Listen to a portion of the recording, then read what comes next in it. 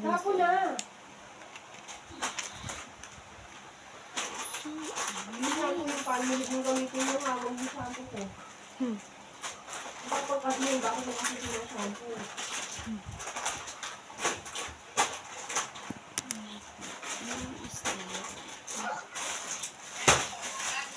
Nakita ko si Cassie sa Pandayan. Alam mo ba nag-a-apply na sila sa Greece? Oo, sabi ko wala tayong alam. Kasama si Ate Aris. Alam mo ba sino pa? Si Ate Weng.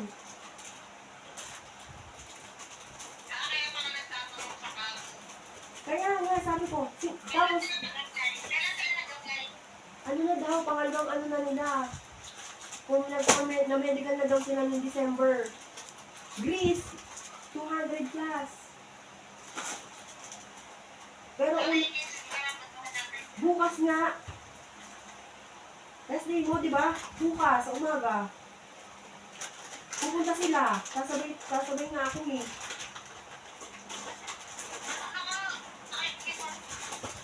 Hindi ko alam ba? Ayun lang. Alas 5 daw. Hindi pa sure. Pero, pagka umalis sila, kasama ako para alam ko ba yung agency. Sabi ko sure ba yan? Nakadalwa, 5 to 6 months daw yung processing ng sabi niya. Oo. Nakausap ko si Cassie, sabi niya, pinaliwanag na daw sa akin ni Ate Weng na yung sinabihan daw ka tayo. Sabi ko, wala naman sinabi. At sinabi na niya, housekeeping. Siya sa iba nagsabi. Sa iba nagsabi. O, di ba? Kaya nga, caregiver noon. Kaya nga, tapos sabi ko wala sa akin sinasabi. Kaya daw, ako daw wala daw akong pang placement fee, kaya hindi daw ako umayag. Si Ate Weng talaga. Game na daw, game, go na yung dalawa kasi hanggang 55 kasi yung age noon. Si Ate Alice din, hindi niya nagsasalita. Nakita ko si Cassie, sabi ko parang, ano na sila? Nakabigay na sila ng first. Ang ingay mo! Ng una, 75. Tapos, medical na sila, ano lang sila, requirement. Tapos pupunta daw sila bukas. Ano kung may mga papasa yata mga requirements. Oh, housekeeping, iba? Oh, di ba? Sabi ko ba, kailangan pa namin mag-aral ng housekeeping kung housekeeping yun. Diba? Sabi ko nga sa'yo, di ba nasabi ko din sa'yo, housekeeping daw? Ang i-applyan niya, siya meron na daw. Kaya nga. Sabi ko, kasi. Kaya nga, sabi ko, kaya tinanong doon.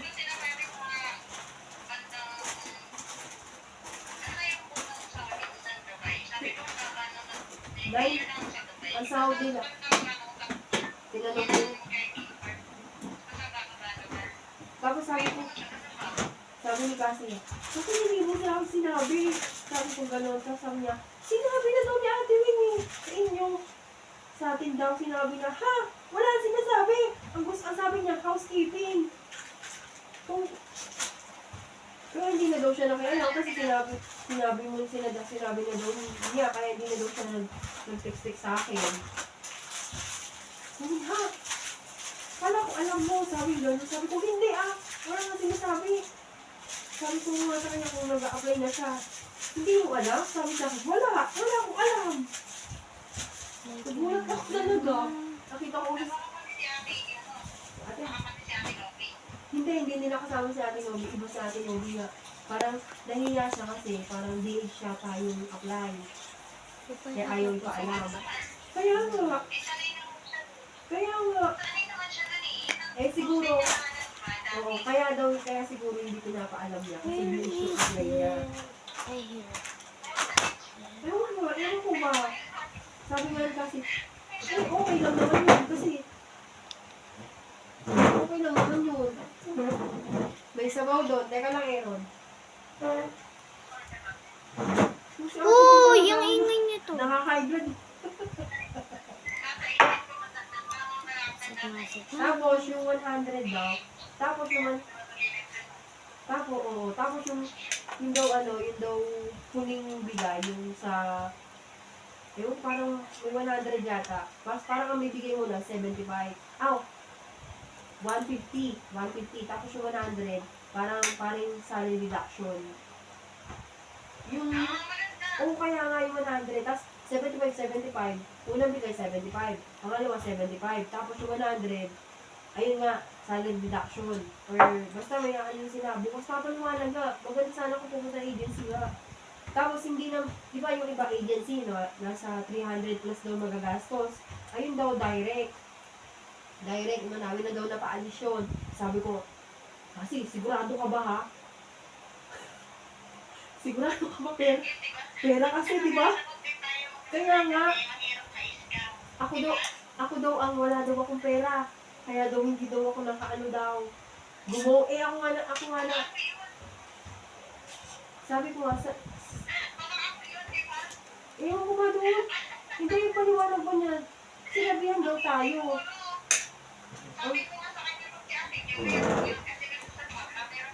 Ang gulo ko kausap.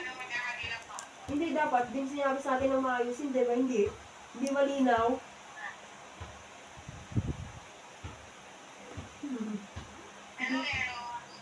Ayaw na kulit. Wala ka na. Ano ka na kayo mo? May sabaw doon. Teka lang. Ayaw mo?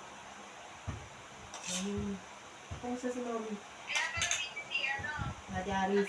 Nagpa-cabs na si Ate Aris ng di ba may cabs pa tayong isa na hindi pa tayo nagpapa-cabs? Kailangan pala.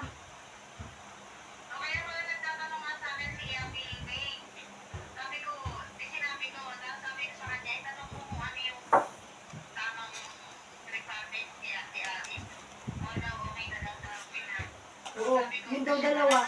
Oo. Oo.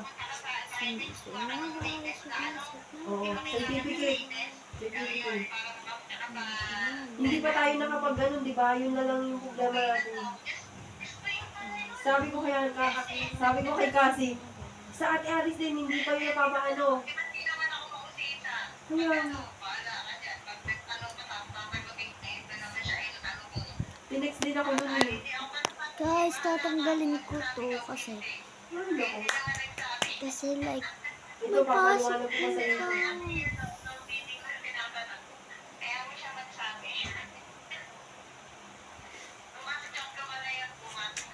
Si Ate Aris. Hindi, siguro kumuha yan ng original. Okay na daw eh. Okay na daw. Okay na yung sa cabs, yung sa certificate niya. Pwede yun eh. Nagbayad lang siya. Okay daw, sabi ni Cassie, tinanong ko nga yun, sabi ko, ang kay Ate Alice, meron pa yun eh. Hindi pa siya nagpapakabs ng certificate eh. Alam ko nasa iyo yun, di ba binigay ko sa'yo? Alam ko na kay Rose yun eh. Okay na ate, nagpunta na siya. Aligaga nga yung dalawa sa pag-aasikaso ng requirements eh. Oo. Nag-aabol kasi yung sa edad niya, di ba? Buti nga okay eh. Tapos, alam mo ba, yung caregiver daw, ang caregiver daw, hindi sa bahay. Sa home talaga ng for the agent. May bahay talaga na yung pupuntahan ka ng mga hindi sa bahay. Tapos sa ospital, sabi niya, ospital, mas mapapanuwanan daw to. Sabi ko, yung sa bahay ha. Hindi daw. Tapos ang sahod, parang mababa. 90? 90. Okay na ba yun? 90. Wait lang. Yan. Hindi ko natapos to, that one. Kasi may pasok kami. Wow.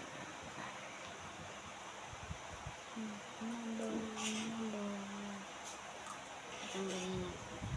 Bibili na lang ako next time ng bago. Sayang yung pandikit. Nalala ko may pasok dito. Kasi sobrang sakit.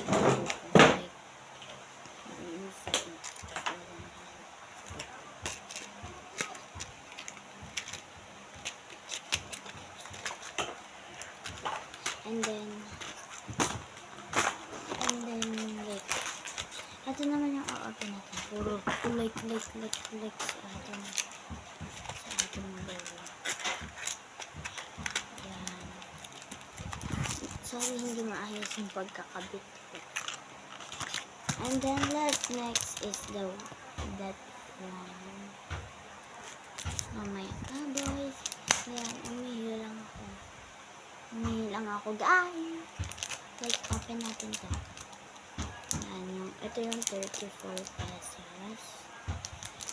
Naiinis ako ba't ko inopen yung nails ko. Sabi ko, itatabi ko.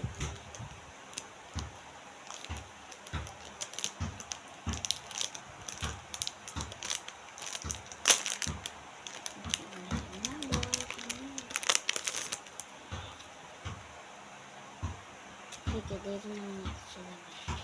And then, welcome kids, siguro. Siyempre, pag may nawit tayo, mabukan tayo. Para, uy, bago naman yung gamit ko bukas. Ito siya. Like, parang ayaw ko siya, parang gusto ko i-keep yung yung lagay. So guys, papaalam ko lang sa inyo. May ganyan siya sa ilalim niya. So dito, sa ballpen kasi, niya siya.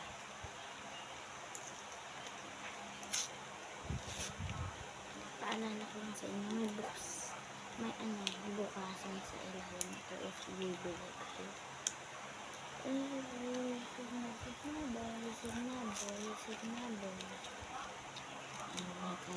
Kaboy. Hindi natin siya makikip kasi ganito naman pinalabasan niya. Oh, yung cute! Gardenia siya, guys. Ganito siya. Mahilig ako sa ganitong Wala ako ng cellphone niya. Bis lalakas.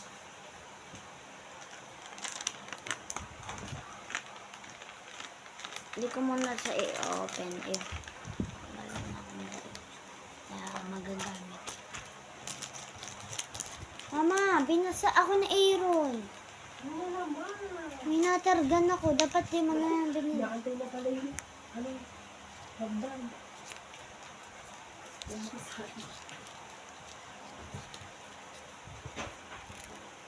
Ito.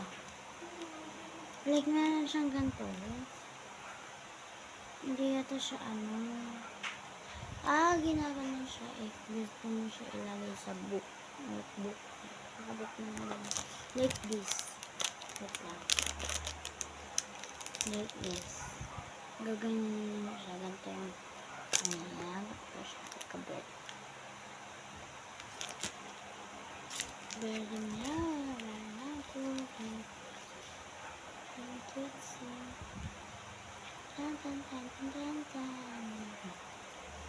Nakain pa ako.